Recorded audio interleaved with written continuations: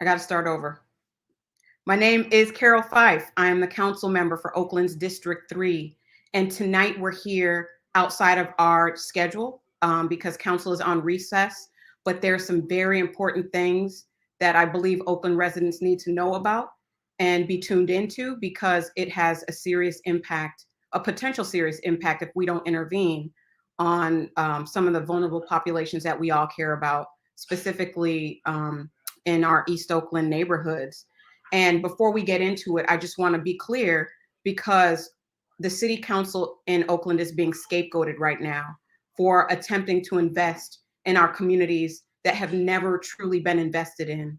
If you all don't know, let me remind you that it is the first time that a progressive group on the city council has been able to invest money, invest resources into neighborhoods and into our communities and into different programs that desperately need funding. There was an $18 million allocation that went to the Department of Violence Prevention for alternatives to public safety.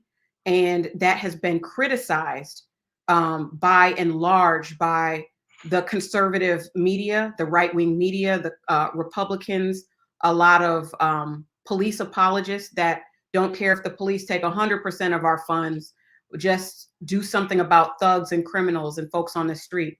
But it is my position, it has always been my position that crime is created, it is manufactured, and when we give communities the resources that they absolutely need to thrive and be full participating and whole individuals in their communities, then we'll see crime drop. But as long as people don't have access to living wage jobs, affordable housing, robust education, beautiful neighborhoods, libraries, arts, and a myriad of other things, then you will see reflected in the community the disinvestment that is actually happening in people's lives. And so before we get started, I'm going to show you a 5-minute clip, bear with me, of this narrative, this anti-Black narrative that has been perpetuated on Fox News and how they're using Oakland residents, folks that were born and raised, one individual that was born and raised to help perpetuate that narrative and try to twist my words to be something else. But I made the national news, so let's check it out.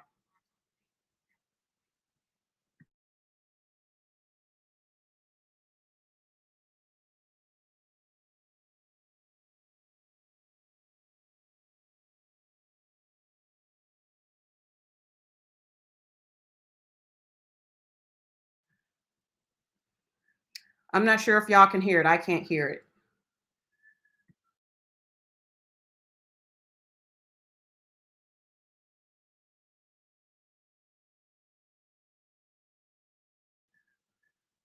Sometimes we have tech issues, and that's okay. Bear with us. But once again, I made the national news. Let's see if we can get that volume situation worked out. And if it doesn't, then I will definitely drop the link in the chat so you can hear how our investment in community is being used as a right-wing talking point by these so-called news reporters on Fox News. So when I say that a corporate Democratic agenda and a right-wing agenda are siblings, this is the evidence. This is the proof. So you know what? If we can't show the link, that's okay. I'm gonna drop the link in the chat so folks can have a conversation about it because we're just starting. I just found out about this yesterday. I was extremely disappointed to hear some of the things, some of the ways we were discussed. And when I say we, I'm talking about the Oakland City Council. But the issue of the day, the issue that we are fighting for so urgently today is the preservation of services, early childhood education services, Head Start services for Black and Brown children in East Oakland.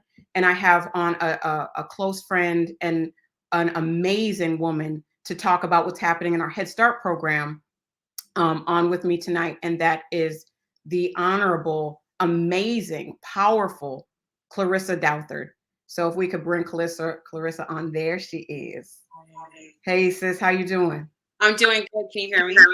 I can hear you. I can hear you. Even Okay. if we couldn't hear the video, that's fine. I'm gonna drop it in the chat so folks can check it out later. It was just talking about the investment that the Oakland City Council made for the first time in prevention and violence prevention services. It's And the historic. reason it's historic, right? Mhm. And it's still just a drop in the bucket in terms of what we actually really need in order to make sure that our communities are truly safe and have the resources that they need.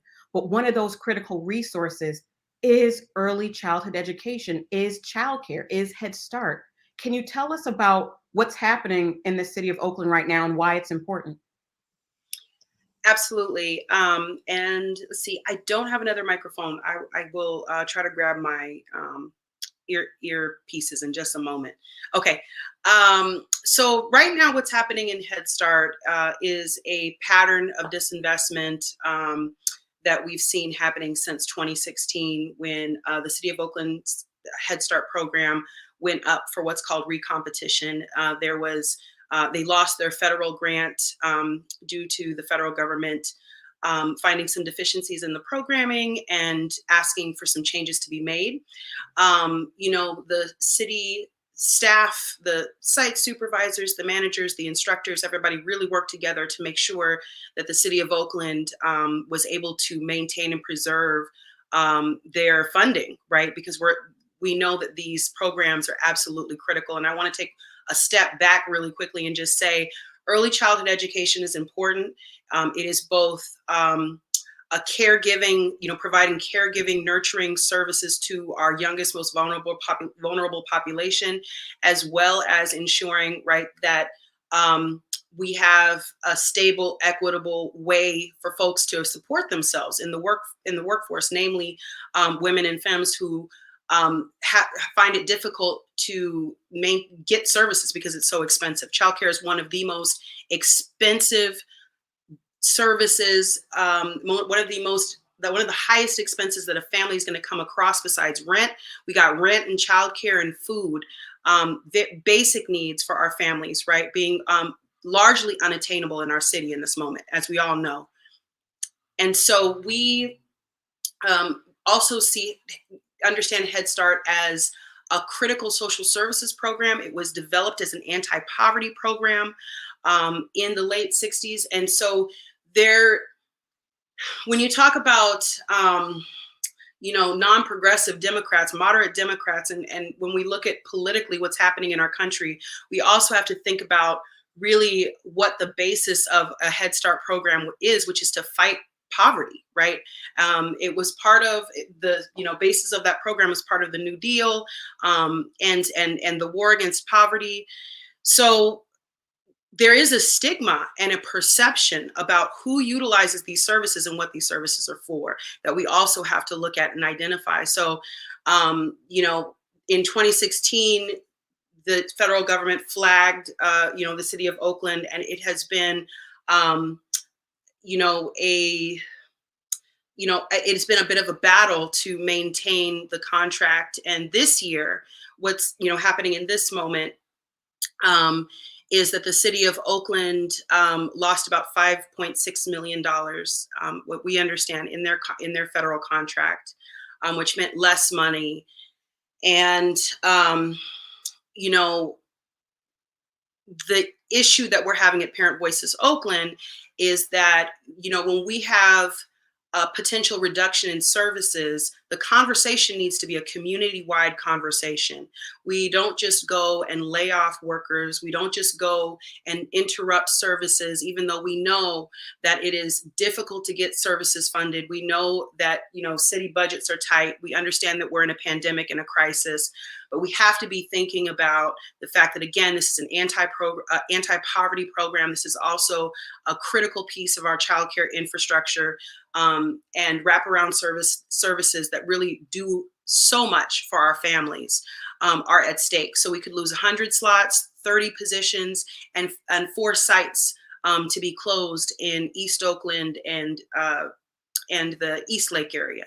So really, this interruption in services comes at a moment when families can afford it the least, right? Even though we have to, think about what it means to be receiving instruction in person.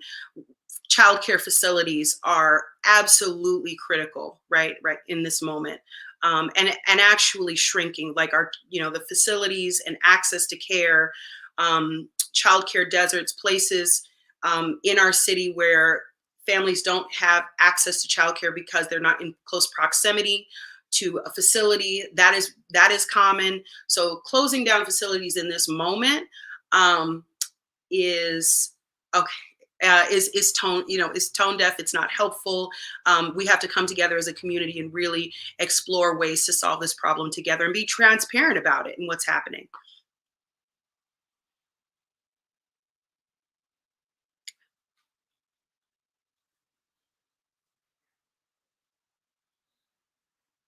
Uh,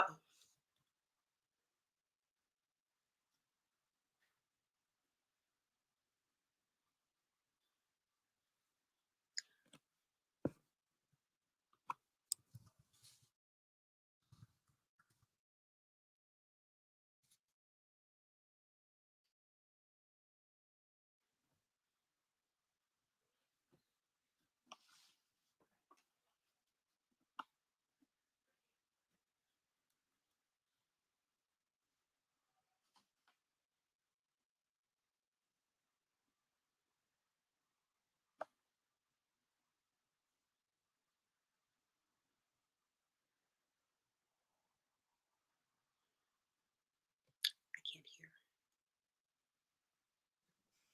Jamise can't, I mean, Jamise asked a question that's perfectly fine. Sorry Right. about that. Sorry about that.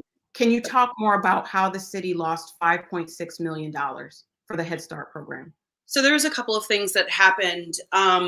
The city of Oakland had an agreement with Unity Council previously, and Unity Council has been providing Head Start, excellent Head Start services. I want to say we have absolutely nothing against Unity Council. Has been servicing a largely Latino population for years in collaboration with the city.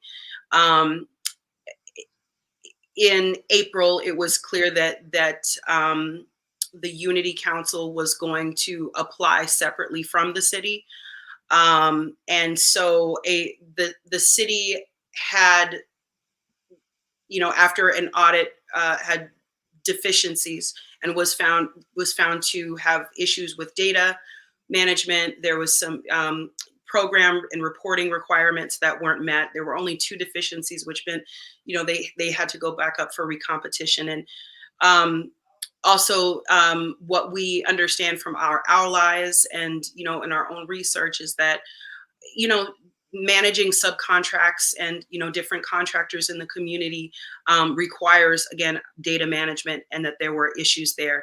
I want to be very clear that our research has not shown that there was any inadequate care, that care has always been recognized. The City of Oakland's programs have always been recognized as providing quality care.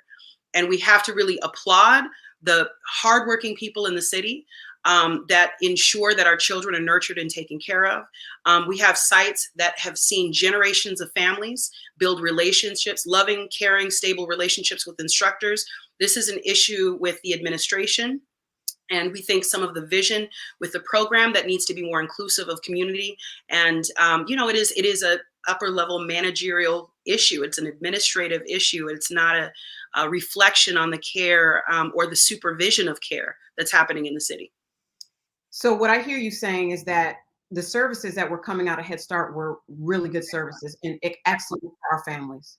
And Mhm. the issues that we were dinged on were administrative issues, data, Which we can fix. Yes. which are fixable. So Yeah. why are we looking at closing Head Starts in the areas with the highest infant mortality rates, the highest need for childcare, ending jobs for Black women who've done this work for years?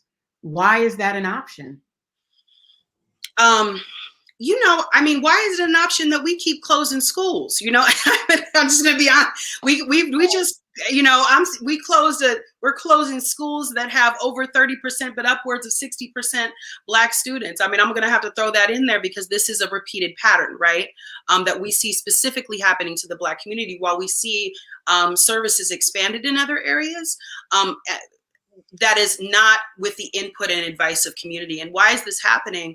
I mean, I think that there is a reorganization, you know, a reorganization of the programming, that some of that is shifts in what, you know, the federal government and the national programming is calling for, right? There are real requirements that Head Start and the administration of this program can't be understated. It's significant. And when we look at who is centered in these conversations, when we look at, you know, who is expendable, right? Mm. It should never be an option or this was a tough decision, but there is that doesn't, I will never understand that. And we can always find a solution and find a way if what we are doing is centering and valuing Black life. If what we are doing is valuing Black women, the Black women that have put in the labor, taking care of generations of babies, the Black women that know these programs in and out, and have largely been unsung heroes in our community. And I think it's time to uplift them in their labor and their work, and also uplift their labor in the labor movement, right? Which I've had the privilege of being a part of, working with our labor allies, right? And really looking at feminized labor being something that is centered in a campaign and seen as incredibly, is seen as worth fighting for, something that we need to get energized around. I don't care if it's 9 site supervisors and it's a small bargaining unit, it doesn't matter. These are Black women who have been of service for most of their professional lives in work that is hard on the body and hard on the soul, right? Mm-hmm. When you are, quite frankly, caring for some of the most impacted families who are seeing some of the worst that capitalism has to offer, if I can be frank, right? Every single day. And you are that stabilizing force in a family's life. So, yeah. So basically, what's happening is a replication of what we've seen throughout history for our mothers, which is the valuation of Black women's labor, caring for people's children, right? That Absolutely. Has never been valued in this country. We were actually used as chattel to care for other people's children. But when we're doing it in a way through Head Start programs to actually pour back into our communities, those jobs are being taken away. So what we're actually potentially losing is not only the jobs of those women who've worked and done this amazing job for years, but also the service of childcare.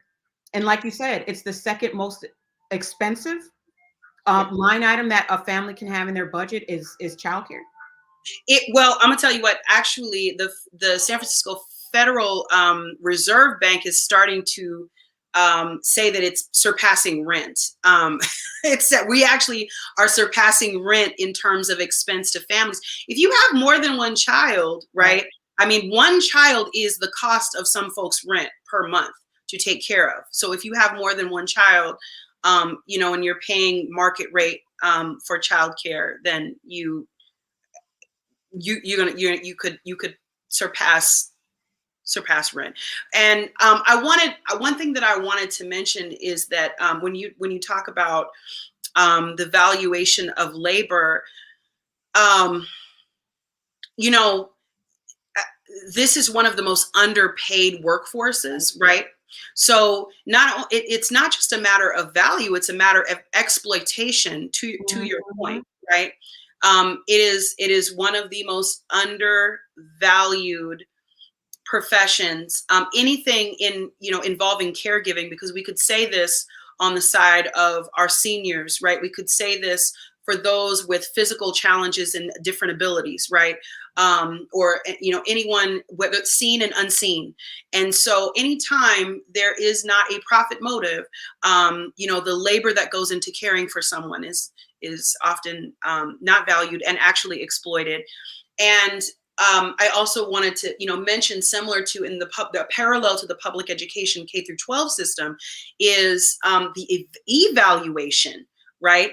The requirements, and I want to just say, I'm a huge believer in public systems and public services. I believe that our public systems must be funded to the fullest extent. I have not seen the private sector alone solve all of the problems. I haven't seen the private sector. I think there are, we could get into the nuance of this, public-private partnerships, but in terms of the potential to equitably provide services at scale, for us to think that we are going to fund philanthropy is going to save us all. I don't think that is a reality that we should be looking at. We really do need to fund these services, and so there are layers of bureaucracy in Head Start, and there are products that are developed to evaluate, test, surveillance, and monitor our communities, right? Not just the workers, but also the families. And so also all of this data and the management of it, we also have to look at the places in our systems where we're creating unnecessary barriers for families, for workers, and really for the folks in the middle that are just trying to administer programs and manage sites. So kind of similar to, all of the testing and monitoring that we see in K through 12, we see families families being marginalized, and also the workers, also having to have layers of paperwork and be buried under evaluation, and the people making a lot of money on evaluation. Right. And so you could just invest in the care, right? Instead of studying Black bodies, right? Do we need to study our brains all the time? Do we need to, child development is an academic, anyways, I can go on about this forever, but it is important. Brain development is important. Monitoring families is not, right? Care is important. Paying millions of dollars for PhDs to come and tell us about how to care for our children is not. And so I think that's a place of potential partnership with systems in terms of being community informed. Measure AA is not related to what is happening right now, is the quickest, shortest answer I could give. Measure AA was a citywide ballot initiative in 2018 that would have provided a local revenue stream for early education specific to the city of Oakland through a parcel tax. And that measure ultimately has been held up in court, and it could have potentially provided a revenue source for Head Start and early Head Start. And so, that was a local revenue source that could have been potentially added on to, especially for the workers, and 10 to 1. But again, that has not been implemented. So first of all, before I ask a couple more questions, Clarissa, I have to give a shout out to Moms for Housing. I see many of our mothers who also have had to address their own needs with childcare. I see Sharina, I saw Yaya, I saw Sam. I just want to give a shout out to those sisters who are on there, because we are also working on our own structures and systems to support women with childcare. It's down the line, but it is such a critical need if a mother needs to work or, just engage and support her families by utilizing outside services. Childcare is essential. High quality childcare is essential. It's necessary to be able to live. I was a childcare provider. I did early childhood education. I was credentialed through Holy Names University. But before that, I had a school for little Black girls whose mothers didn't, they trusted me. So I had my own school, and I just remember how little the pay was for that, just in general for the market, and how I would get reimbursed for lunches at 17 cents per meal, and how it's just the whole industry, as you said, caring professions are so underpaid, but it is such critical work. So I just wanted to give a shout out to the moms and every other mom, grandma, whatever position you have, if you're taking care of children or taking care of seniors, shout out to you too, because it's important, critical work. And we see you, even though, a lot of our systems in this system of capitalism doesn't recognize how important that work is. But Clarissa, tell us why we should care about this issue right now and how we can get involved. Okay, that's great. So first of all, we need to care about this situation. Well, we are in a situation. This issue is important because someone will need care. Someone in your life, everyone at some point in their lives needs care, right? Whether that's at the beginning or at the end, many times in the middle. By nature, I really love looking at childcare specifically because it really lies at the intersection, right, of gender, racial, economic justice. All of those issues are really baked in there.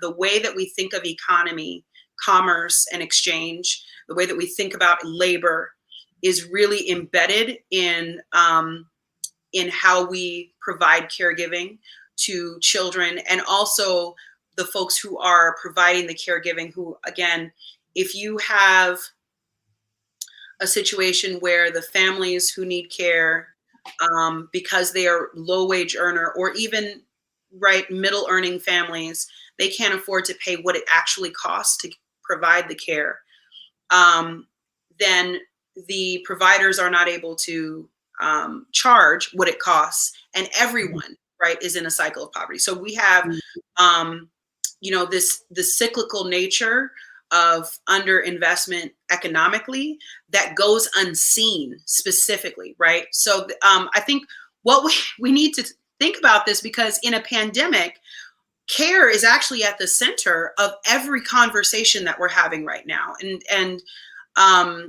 whether that's folks in the healthcare profession, right, or family members who are caring for loved ones who are sick right now because of this virus and illness. So this is important because when we talk about Black people thriving, that is absolutely impossible without thinking about who, how, where, and when our children will be cared for. Right. Who has the capacity, ability, and the privilege, right? Parenthood and caregiving should never be a privilege, either giving or receiving. But it is a privilege when we attach the market to it. Right. It should not be a market-based system. And I think that this is important because there's a convergence of a public health crisis, a labor crisis, and a racial justice crisis happening in this moment. And the people who sit at the intersections of all those, all of those issues actually need to be leading what happens next, and reimagining and thinking about what society could possibly look like outside of a healthcare system where people are dying because they can't afford insulin, right? Outside of a system where mothers are going to jail because they can't find anyone to take care of their kids while they're trying to go to work and not get evicted, right? There is no place where this concept of care is exempt or doesn't touch. So, we need to care about this because it actually is, part of our survival.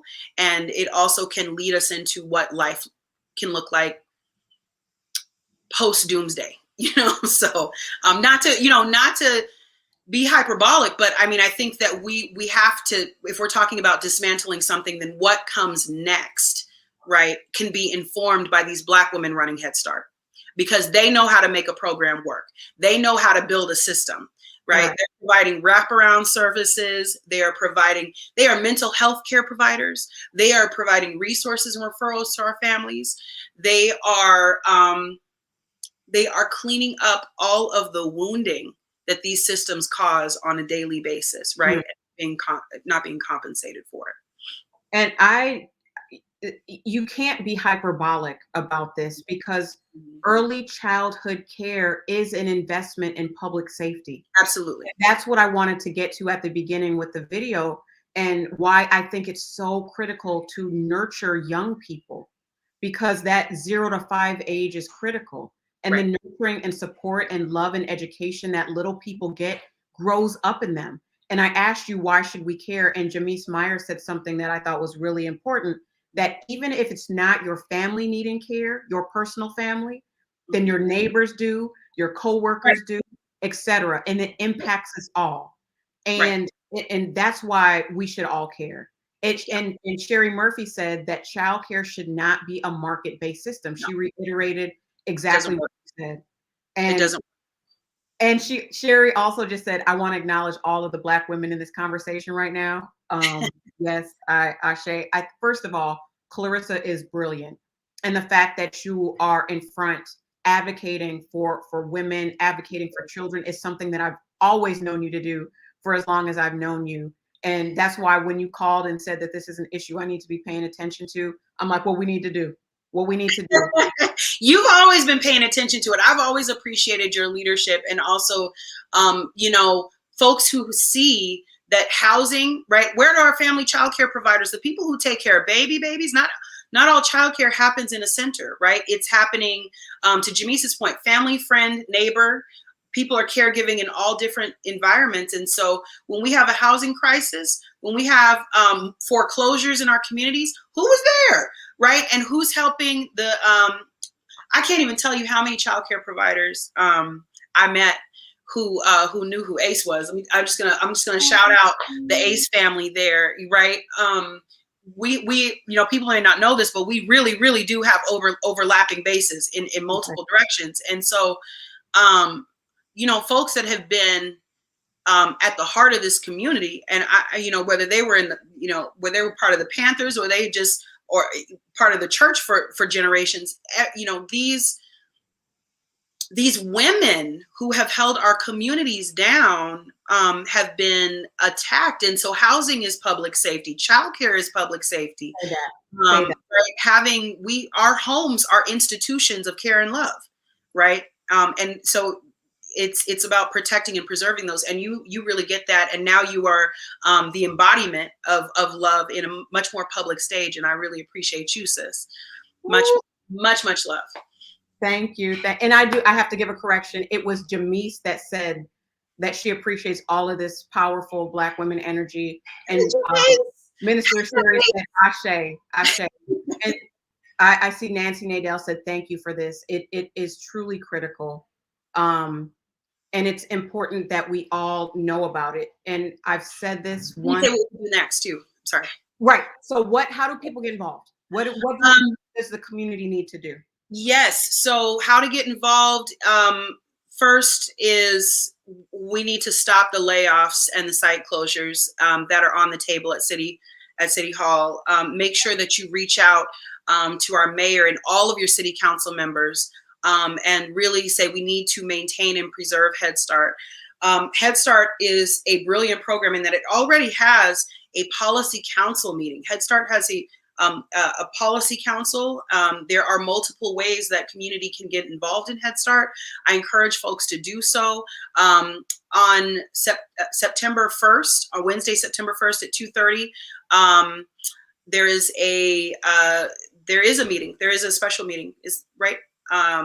Yes. September 1st for city council. And please make your voice heard and say we absolutely cannot close any sites, no site closures, no layoffs, and actually we need to be thinking about how we can expand this program and keep it in the city, keep Black Oakland Black, keep our communities together. And then also Parent Voices Oakland is working on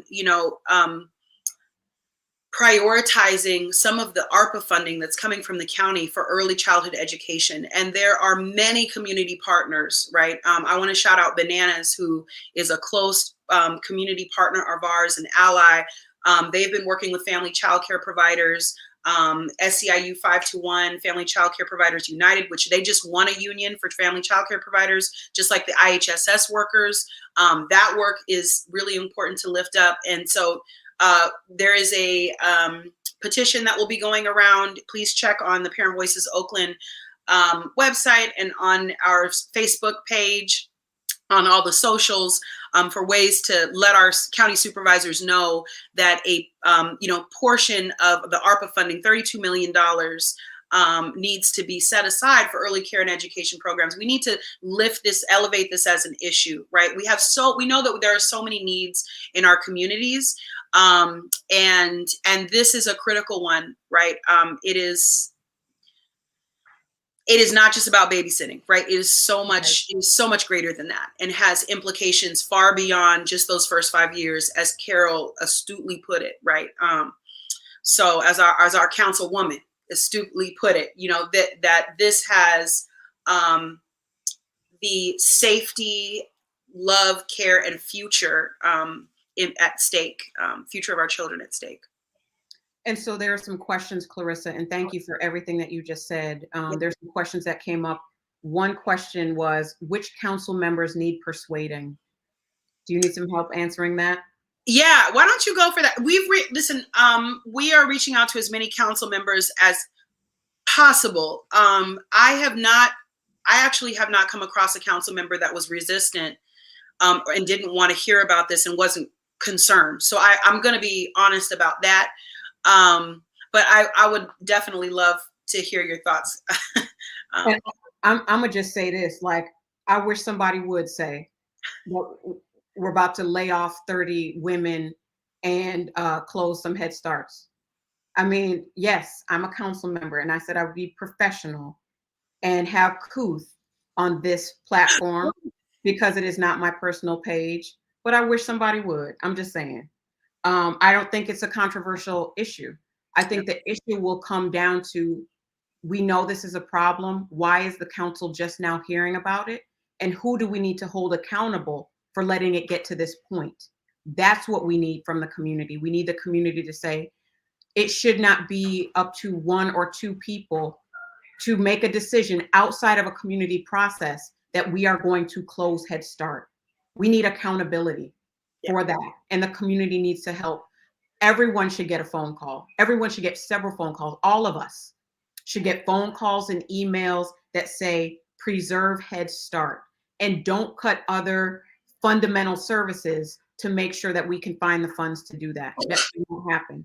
Right. We should keep people's jobs in place. We should make sure that people have the facilities. If there's upgrades that need to be made to the existing facilities, then families need comparable services to be offered so that they go without interruption. And then we also need to make sure that our children in the future have funding set aside to ensure that if there is a shortfall, that Head Start is fully resourced. So everybody should hear from us, not just the council, but also the city administration. So I want to be really, really clear about that. And I want to just read this by Brandon Dawkins, and because I think it is beautiful. Brandon Dawkins said, Head Start is so critical to the growth and development of our babies. Thank you all for the work you do. I had 4 out of my 5 children go through Head Start, and they are brighter because of it. Ashe. Ashe, Brandon. Thank you for sharing that. Go ahead, Clarissa. You know, I was just gonna say I'm gonna keep saying there are multiple operators who do provide Head Start services, and one of the things that we looked at in this campaign was, well, you know, Unity Council now has a contract. Families will just go there, or families will go to Laney, or families will go. And I want to be very crystal clear. The Head Start model for me is just gold, right? It was created with the most marginalized populations in mind. That said, I will say this over and over, a slot is not a slot is not a slot. We need culturally competent education. We want safe, loving environments for Black children. It is something that is not often talked about explicitly in early care and education and in the child care field. People dance around it and use, you know, all kinds of terminology. We can talk about equity, that's fine. Let's talk about equity, but let's also talk about just how we're serving, you know, all, including Black immigrant populations, right? Newcomer populations. We want to be serving all communities of color, Black, Brown, Indigenous communities. And it is okay and necessary to talk about servicing Black children, and who is able, who has a history of doing that, who has a proven record of connecting with Black families, Black community, and really has leadership, right, in the Black community. And it's it needs to be explicitly stated. So I want to say in our advocacy and in our organizing, I really want us to be thoughtful about centering Black children, right? Okay, Clarissa.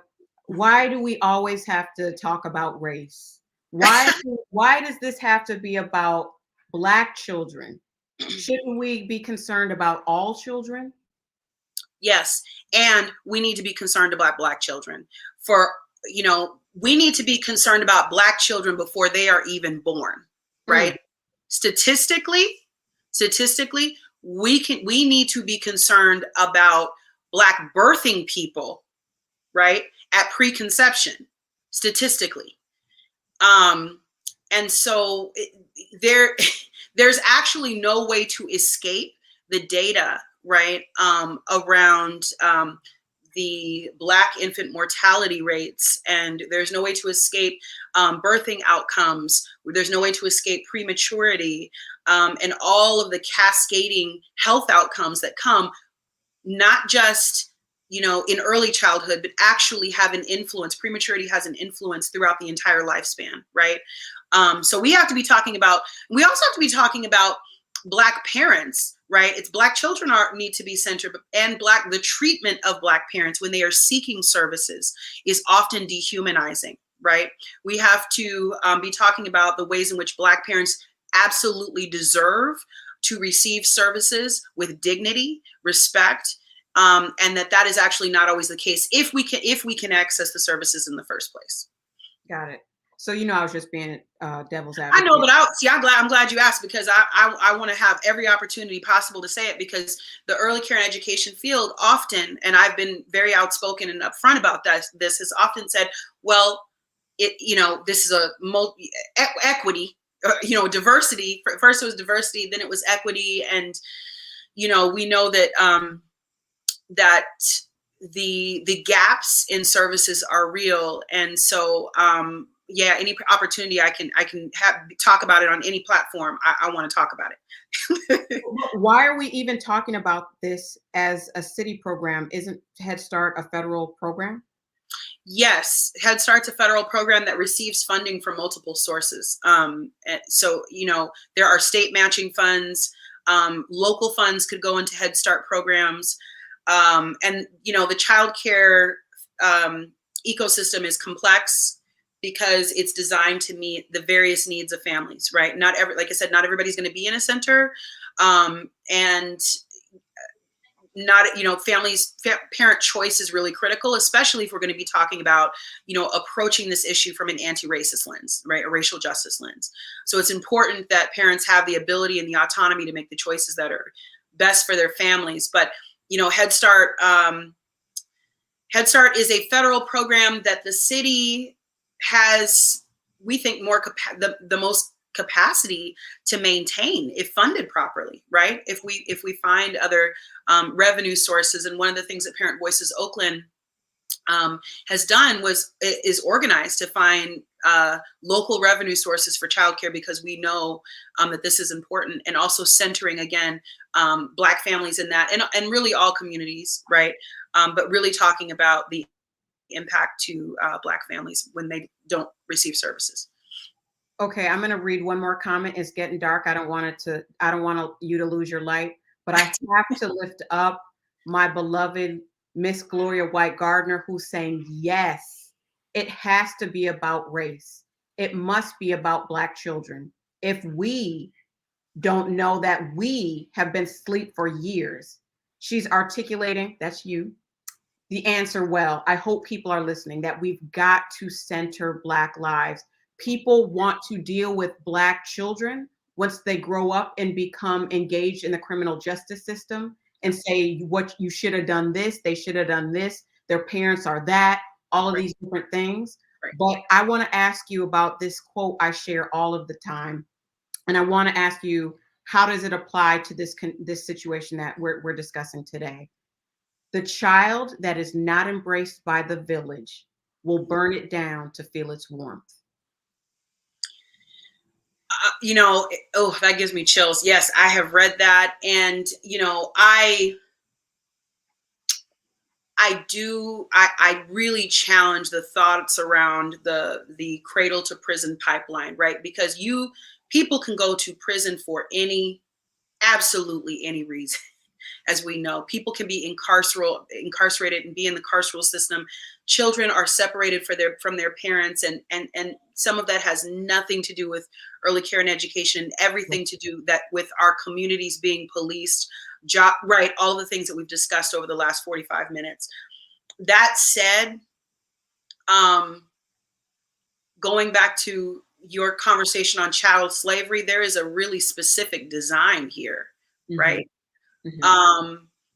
Families, the lack of cohesion, right, and sense of place, um, really impacts and creates the cycle of trauma that we see. And I'm not saying this to victimize anybody, but just in 2 minutes, I'll say my upbringing was one in where I grew up in an all Black community. I'll give a quick story. I grew up in an all Black community in Sacramento. I am from Sacramento.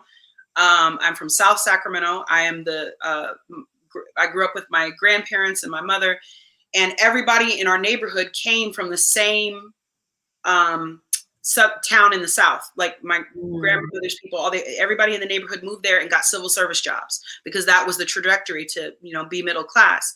And so, everybody was invested and involved, and I felt incredibly loved, right? I didn't doubt my identity. I didn't doubt my existence.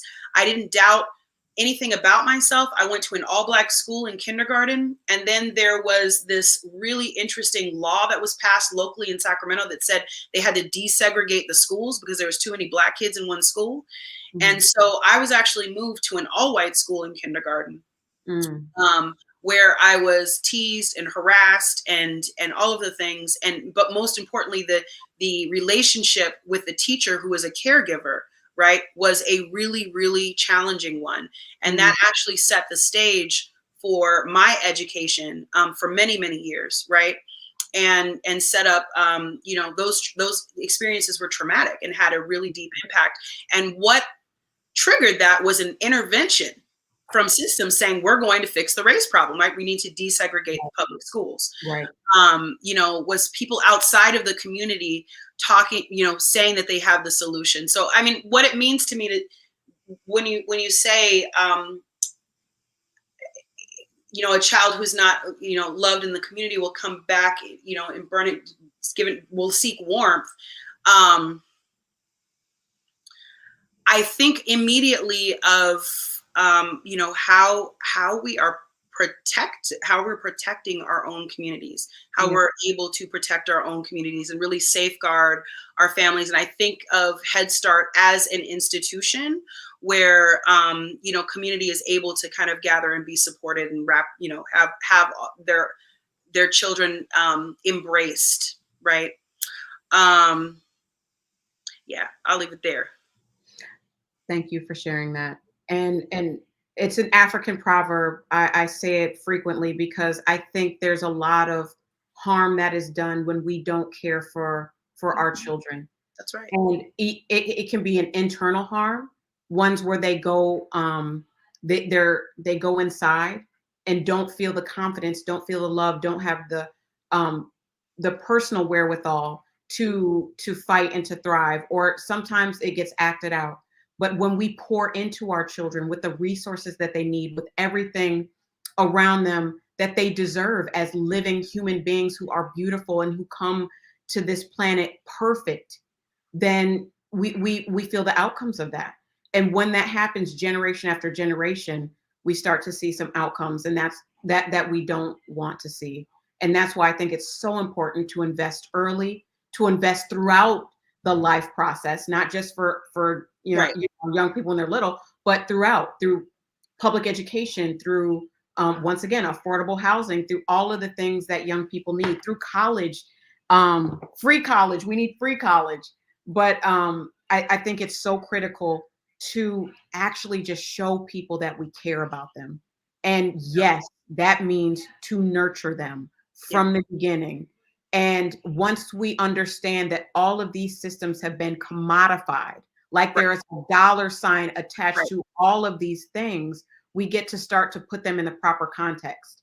Like we can understand why things are happening in our communities in the way that they are, because dollars are attached to them. They see dollar signs, not people, not human beings, but how can we make a buck off an individual? So if that means through privatizing public education, privatizing, paying low wages so people at the top can earn more, or if it means putting people in cages and having them work for slave wages because slavery is legal in our prison systems, then that's what it means. But that's when we have a highly commodified society that we need to re-engineer. So I'm going to leave it at that. Clarissa, I am elated that you were able to share with us about what's happening in Head Start, and that you're here to tell us to save Head Start in the city of Oakland. Share the there's a graphic going around, there's information going around. Please save Head Start, sign on to the demand letter, make your voice heard, and call city council. Yeah, call us. I'm looking for those. Well, don't call me. Yeah, don't. Sorry. The mayor and city council. Email, leave comments. Thank you so much for having me. This was really fun. This is my first live ever. I've never done this in life. This is my premiere, my debut. Woo, woo, woo. When you're an elected, you can do them regularly too. Hey. Voices.org. Clarissa Douthard is the executive director of parentvoices.org. Huge advocate for our providers and our families. Definitely check her out. And we'll circulate that information too. Thank you. So Clarissa, I'm going to say goodbye. Tanya, if you want to stay, we're going to watch this. We're going to watch this 5-minute clip about how my words have been twisted about what nurture. All this live has been how we nurture our children. We're going to watch Fox News twist that and say why we need more police versus early childhood education and the nurturing from the beginning. Tanya, you think we got sound? We shall see. We're going to try it one more time now. Sleep system. We can have different temperatures as we sleep on our sides of the bed. This has helped me intensely falling asleep, but then also staying asleep. You wake up in the morning super refreshed. Yes, this does actually improve your sleep. 8 Sleep. Better sleep in 30 days guaranteed. Visit 8sleep.com to learn more. All right. Can we make this screen bigger? I'm Jesse Waters. Democrat politicians putting their constituents in danger isn't anything new, but now they're taking it to a whole new level. In moments, exclusive interview with Oakland Police Chief LaRon Armstrong. He's in charge of a police force that's trying to keep what the FBI calls the 5th most dangerous city in America safe.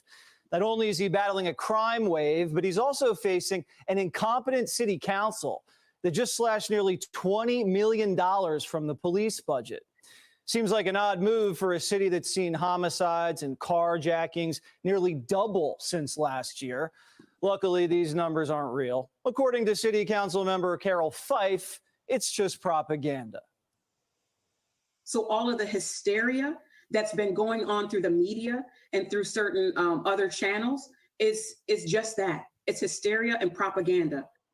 Even if there was a crime surge, locking up criminals wouldn't help. They need to be nurtured.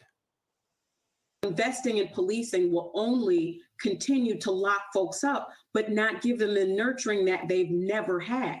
We're attempting to do that. And this budget does not even begin to scratch the surface of what's needed to do that. Just last night, 2 armed robbers held up a TV news crew right in front of City Hall as they interviewed Oakland's director of violence prevention. You can't make it up. Unfortunately, the suspects got away before they could be taken in for nurturing. Even though this is what some residents asked for as they marched to defund the police last summer, not everyone's on board, even in neighboring liberal Mecca, San Francisco, where a new survey shows 70% of residents feel that the quality of life is on the decline. Now, it's not clear if it's the crime surge, homeless encampments, or high taxes that's making them feel that way, but clearly California is doing something wrong. Joining me now exclusively, Oakland Police Chief LaRon Armstrong. All right, Chief, so 4 murders in 48 hours there. They're trying to slash your budget for, I think, 18 mil. It's going to cause slower 911 response times, less cops on the street. That's a criminal's dream. Do you think the political leadership in Oakland is dumb? You can cut it, No, I don't Tanya. call them dumb. I just think that there are some idealistical community members. I don't know what idealistical means, but yes. All right. Thank you. Sorry. I just said that I showed that because what I was saying was completely taken out of context. I said it and I stand by it, that we need to nurture our young people from the time before they get here, when they are in the womb, throughout their life cycle, to ensure that we don't have to resort to the underground economy. But what they're not saying is the underground economy was created to get us trapped in it in the first place, which is why everything that we do is commodified and we get the least, and we're on the bottom of every negative indicator because it is by design. If we, our communities, our children, our adults, our seniors, our elders, if we are nurtured, if we have the love and the rights of other people, the subsidized lifestyles that other people have had in this country, then all of that will change. All of that will change. And I stand by that. I just want to hear it because I wanted you to share that experience with me. I'm so glad I shared it. It's a powerful moment, and it's part of the discourse. And thank you for your framing and just I cannot imagine what you have to. First of all, you made it because you're on Fox, so that's how you know. You know, when they start making conspiracy theories about you, then then you're making headway. But I think that the care is not a commodity as a framing. And that threatens, right, the exploitative nature of our current system is perfect. And thank you for being a messenger. Thank you for being a messenger and sticking by that and being powerful, standing powerfully in that. Thank you, Clarissa. And thank you for sharing with us tonight. You are brilliant. I'm so proud to know you. And we got a lot more work to do. Yes, we do. Yes, we do. And I'm excited. Yep. Let's get to it. So much. So for everybody who joined, thank you. Give Clarissa all your love in the comments, and we will see you on another again. Talk to you later. Peace.